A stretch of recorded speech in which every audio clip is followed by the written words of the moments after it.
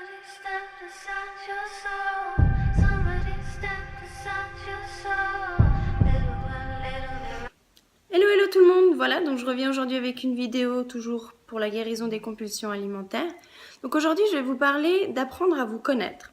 En fait je vais vous partager un livre que j'ai lu, que j'ai trouvé vraiment super, et un outil qui est proposé dedans, que j'ai utilisé. Donc en fait pour pouvoir se guérir des compulsions alimentaires, c'est indispensable au niveau émotionnel, si vous voulez vous débarrasser vraiment en profondeur de tout ça, c'est d'apprendre à vous connaître. Apprendre à se connaître, ça veut dire d'apprendre à ressentir, apprendre à savoir ce qui se passe à l'intérieur de nous au niveau de nos émotions. Parce que, en fait, quand on apprend à se connaître, on arrive à ressentir les émotions qui poussent à manger, mais avant qu'elles soient trop fortes, avant qu'elles nous poussent à manger, justement. Donc de pouvoir agir avant, et puis pas justement réagir. D'ailleurs, justement, ce qui est super là-dedans, c'est plus justement, c'est d'agir et plus de réagir, mais ça, c'est une chose qu'après vous apprendrez à faire dans votre vie en général, parce que quand vous apprenez à connaître vos émotions, à savoir ce qui se passe en vous, à vous reconnaître dans vos émotions quand il y a un événement qui arrive, vous n'allez plus réagir à cet événement, mais vous allez justement pouvoir agir avec. Et ça veut dire pouvoir vous plus être noyé dans des tsunamis ou partir dans des schématiques ou des choses vraiment désagréables, dont les compulsions alimentaires. En fait, honnêtement, les compulsions alimentaires, en fait, c'est juste pour vous montrer comment interagir après sur le reste. C'est juste un bon moyen, une porte d'entrée, en fait, pour apprendre à vous connaître, mais ensuite, ça aura des impacts sur votre vie tout entière. C'est ça qui est génial. C'est pour ça que j'ai appelé d'ailleurs mon cours Guéris ton appétit, guéris ta vie. Donc pour vous partager les outils dont je vous parlais, donc en fait j'ai lu le livre de Lise Bourbeau qui s'appelle Écoute et mange, stop au contrôle. Il est vraiment super et justement c'est de nouveau c'est pas un livre qui va parler de régime ou quoi que ce soit, c'est vraiment au niveau de développement personnel, au niveau des émotions, d'aller se guérir vraiment en profondeur. Et justement dans son livre elle propose de remplir pendant 3 mois, désolée je cherche le registre pour vous le montrer. Elle propose pendant 3 mois de remplir un registre journalier de ce que vous mangez, des heures auxquelles vous mangez et des raisons qui vous ont poussé à manger. Et en fait, le fait de remplir ce registre, ça vous apprend à vous connaître, à reconnaître. En fait, ça vous oblige à prendre le temps de noter les raisons qui font que vous mangez. Est-ce que vous avez vraiment faim? Est-ce que c'est une habitude? Est-ce que c'est par compulsion?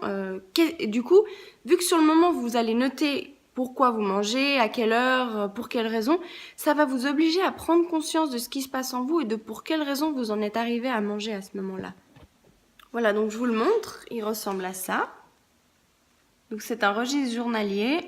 Vous avez, je ne sais pas si vous voyez bien, donc l'heure, les aliments et liquides que vous avez mangés, si c'était par faim ou non, par besoin de manger, par principe, par ennui, par émotion. Et puis ensuite de faire les liens. Donc les liens, c'est par exemple, est-ce que dans la journée, tout d'un coup, il y a eu un événement qui vous a frustré et suite à cet événement, vous avez eu envie de manger. Voilà, donc vraiment, c'est un super moyen d'apprendre à se connaître. Et pourquoi 3 mois parce que c'est quand même un certain temps pour pouvoir s'observer, c'est un certain temps pour changer ses habitudes, parce que sachez aussi une chose, c'est que en plus des compulsions, en plus des émotions qui poussent à manger, par-dessus ça, à force de manger du sucre ou peu importe ce que c'est, mais on a acquis des mauvaises habitudes. Et puis les habitudes, elles se défont, hein. Comme elles se sont faites, elles se défont, bien heureusement pour nous, mais il faut quand même un certain temps pour le faire. Et c'est pour ça que 3 mois, c'est vraiment c'est un bon timing. Après, des fois, pour certaines personnes, au début, c'est pas forcément évident de faire ce genre de choses.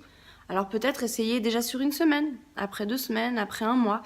Le but, c'est surtout d'éviter de vous juger, d'éviter de trop exiger de vous-même.